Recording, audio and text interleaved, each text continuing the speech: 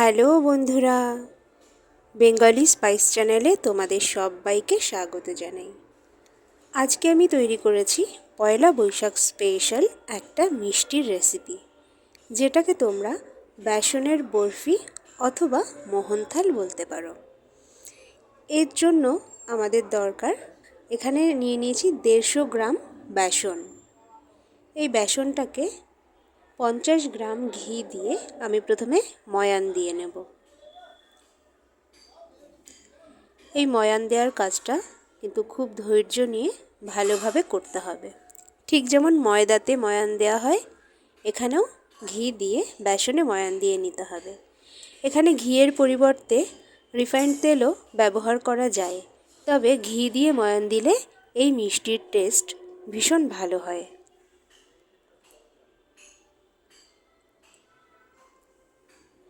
দেখো, ময়ান দেওয়া হয়ে গেছে। সেটা কিভাবে বুঝবো? প্রথমে এরকম হাতে নিয়ে বেসনটাকে মুঠো করব। দেখব বেসনটা এরকম দলা পাকিয়ে গেছে, আর টাচ করলেই ঝুরো ঝুরো হয়ে যাচ্ছে। এবার এই ময়ান দেওয়া বেসনটার ভেতরে আমি 3-4 চামচ দুধ দিয়ে নিচ্ছি। এই দুধ দেওয়ার কারণটা হলো, বেসন যেহেতু ভীষণ মিহি হয়, তাই এই বেসনটাকে একটু দানাদার তৈরি করব, যাতে মিষ্টিটাও দানাদার মতো হয়। তো ভালো করে দুধটা বেসনের সাথে মিশিয়ে নিচ্ছি।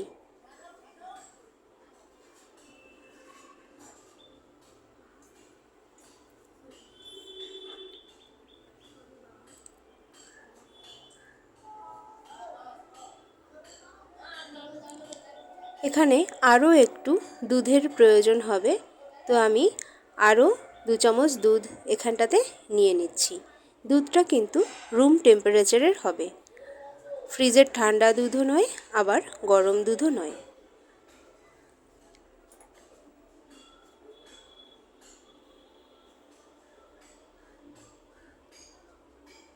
দেখো, এখানটাতে বেসনটা কিন্তু দানাদার মতো তৈরি করা হয়ে গেছে।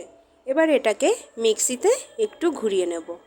মিক্সিতে ঘুরিয়ে নেওয়ার পর বেসনটা সমানভাবে দানাদার হয়ে গেছে। তোমরা এই কাজটা কিন্তু বড় ছিদ্রর চালনির সাহায্যেও করতে পারো।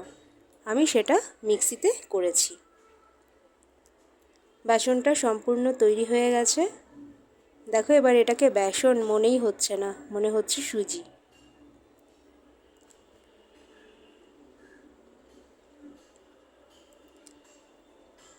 তো বেসন তৈরি করার পরে এইবার মিষ্টি বানানোর প্রক্রিয়া শুরু করছি। একটা পাত্রে 50 গ্রাম মতো ঘি দিয়ে গরম করতে দিলাম। এই পর্যায়ে কিন্তু ঘি দিতে হবে, রিফাইন্ড তেল নিলে চলবে না।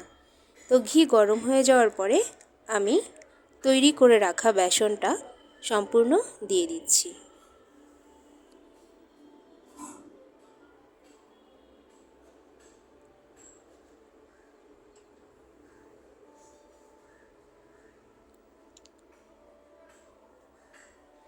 বেসনটা সম্পূর্ণ ঢেলে দিয়ে গ্যাসের ফ্লেমটা লো টু মিডিয়াম রেখে বেসনটাকে সমানভাবে নাড়াচাড়া করতে হবে।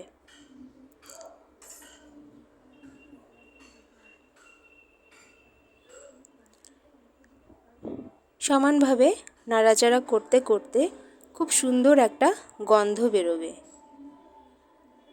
আর খুব সুন্দর গন্ধ বেরোনোর সাথে সাথে বেসনটা ততক্ষণ আমাদের এরকম রোস্ট করে নিতে হবে যতক্ষণ না পর্যন্ত বেসনের রঙটা পরিবর্তন হচ্ছে। দেখো, আস্তে আস্তে বেসনের রঙটা চেঞ্জ হয়ে যাচ্ছে।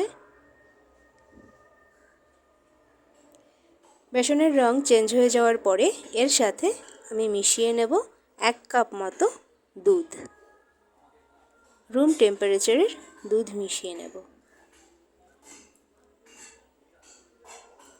এবার এই দুধটাও বেসনের সাথে খুব ভালোভাবে মিশিয়ে নিতে হবে।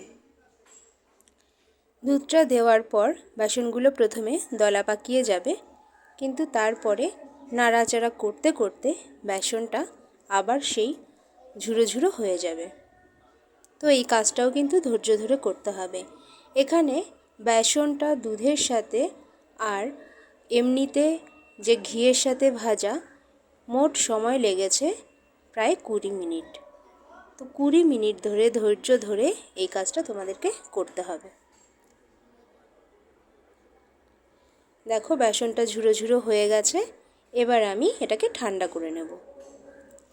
ঠান্ডা হতে হতে এখানে আমি একটা তাওয়া বসিয়ে নিলাম। তাতে দিয়ে দিলাম 1 কাপ চিনি, আর 1 কাপ চিনির সাথে দিয়ে দিচ্ছি হাফ কাপ জল। মিষ্টির পরিমাণ এখানে তোমরা নিজেদের ইচ্ছে মতো করতে পারো, তবে এটা মনে রাখবে চিনি যতটা দেবে জলটাও তার অর্ধেক দেবে।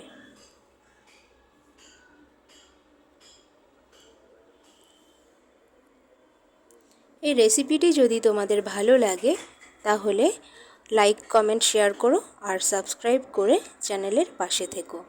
আর রেসিপিটা প্রথম থেকে শেষ পর্যন্ত দেখো, না হলে কিছুই বোঝা যাবে না।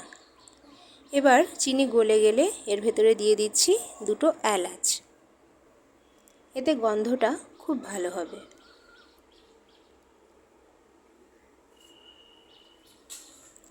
যখন চিনির শিরাটা ফুটে উঠবে এর ভেতর দিয়ে দেবো একটু ফুড কালার। রঙটা এতে সুন্দর আসবে। এটার ব্যবহার নাও করতে পারো, তবে আমি এখানে রঙের জন্য ব্যবহার করছি। এখন দেখো শিরাটা চেক করে নিচ্ছি। হালকা আঠালো হয়েছে, শিরাটা আরেকটু হতে দেব। শিরা হয়ে যাওয়ার পরে তৈরি করে রাখা বেসনটা এখানে আমি মিশিয়ে নিচ্ছি।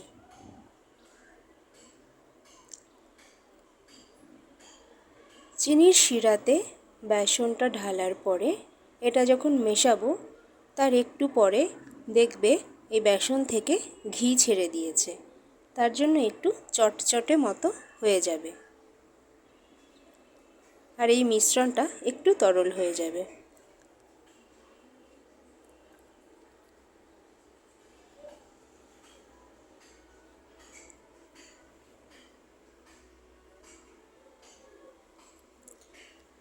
দেখো এখানটাতে মিশ্রণটা একটু তরল হয়ে গেছে।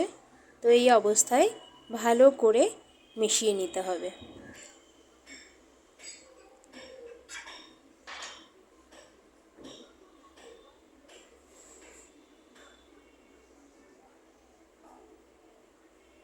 এটা খুব ভালোভাবে মিশিয়ে নেবে।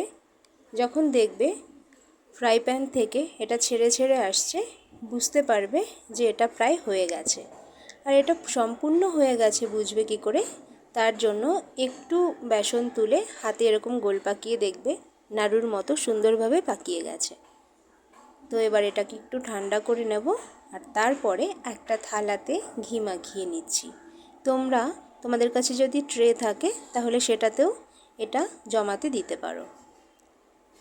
তো এরপরে বেসন যেটা আমি তৈরি করেছিলাম সেটা থালাতে দিয়ে দিচ্ছি।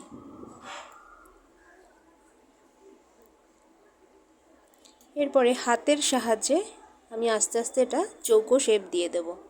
দেখো চৌকো শেপ দেওয়ার পরে চামচে একটু ঘি লাগিয়ে আমি ওপরটা এক লেভেল করে নিচ্ছি।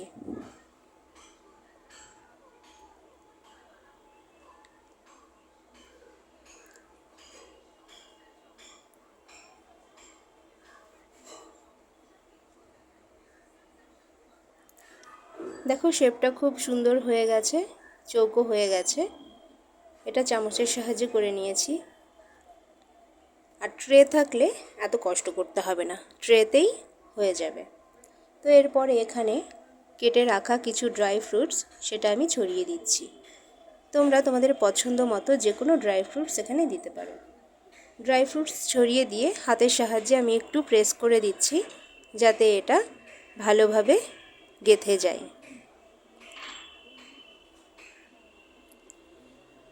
ড্রাই ফ্রুটস ছড়ানোর পরে আমি এটাকে রেখে দেব 6 ঘন্টা। 6 ঘন্টা রেস্টে রেখে দেব। 6 ঘন্টা পরে দেখো এখানটাতে কত সুন্দর সেট হয়ে গেছে। এরপর আমি ছুরির সাহায্যে এগুলোকে কেটে নেব, মিষ্টির আকারে কেটে নেব। তো তোমরাও এটা বাড়িতে তৈরি করবে, দেখবে কত সুন্দর হয়েছে খেতে এই জিনিসটা।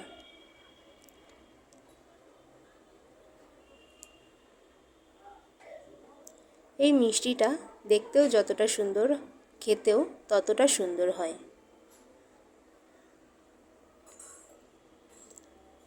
তো বন্ধুরা, তোমরা বাড়িতে অবশ্যই ট্রাই করো আর জানিও কেমন লাগলো। তাহলে দেখা হবে পরের কোনো ভিডিওতে। তোমরা ভালো থেকো আর সবাইকে জানাই শুভ নববর্ষের অগ্রিম শুভেচ্ছা।